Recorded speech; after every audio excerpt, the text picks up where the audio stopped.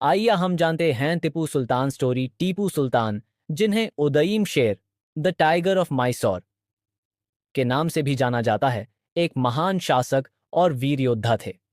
उनका जन्म 20 नवंबर 1751 को दक्षिण भारत के मैसूर राज्य में हुआ था।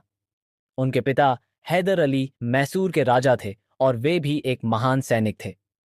टीपू ने अपने पिता से युद्ध कला और रणनीति की शिक्षा प्राप्त की थी और उन्होंने छोटी उम्र से ही अपने देश की सुरक्षा के लिए संघर्ष करना शुरू कर दिया था। टीपू सुल्तान का शासनकाल 1882 से 1999 तक था। उन्होंने अपनी शक्ति और साहस से अंग्रेजों के खिलाफ कड़ी टक्कर दी। जब अंग्रेजों ने भारत में अपनी सत्ता बढ़ाने के लिए मैसूर पर हमला किया, तो टीपू सुल्तान ने पूरी ताकत से उनका सामना किया। टीपू सुल्तान की सेना ने कई महत्वपूर्ण युद्धों में अंग्रेजों को हराया और वह अपने समय के सबसे महान योद्धाओं में से एक माने जाते हैं। उनका उद्देश्य भारत को अंग्रेजों के कब्जे से मुक्त करना था। उनके शासन के दौरान उन्होंने अपने राज्य में कई सुधार किए, जैसे कि प्रशासन में सुधार, कृषि और उद्योग को बढ़ावा देना और धार्मिक सहिष्णुता को बढ़ावा देना।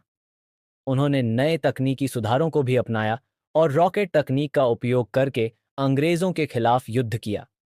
टीपू सुल्तान का सबसे प्रसिद्ध युद्ध 1799 में हुआ, जब अंग्रेजों ने फिर से मैसूर पर हमला किया।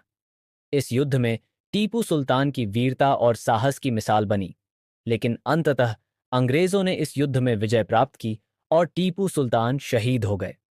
उनकी शहादत ने उन्हें एक अमर नायक बना दिया और आज भी उन्हें भारत के स्वतंत्रता संग्राम के प्रेरणा स्रोत के रूप में याद किया जाता है। टीपू सुल्तान की विरासत आज भी लोगों के दिलों में जीवित है और उन्हें एक महान शासक, योद्धा और स्वतंत्रता सेनानी के रूप में सम्मानित किया जाता है।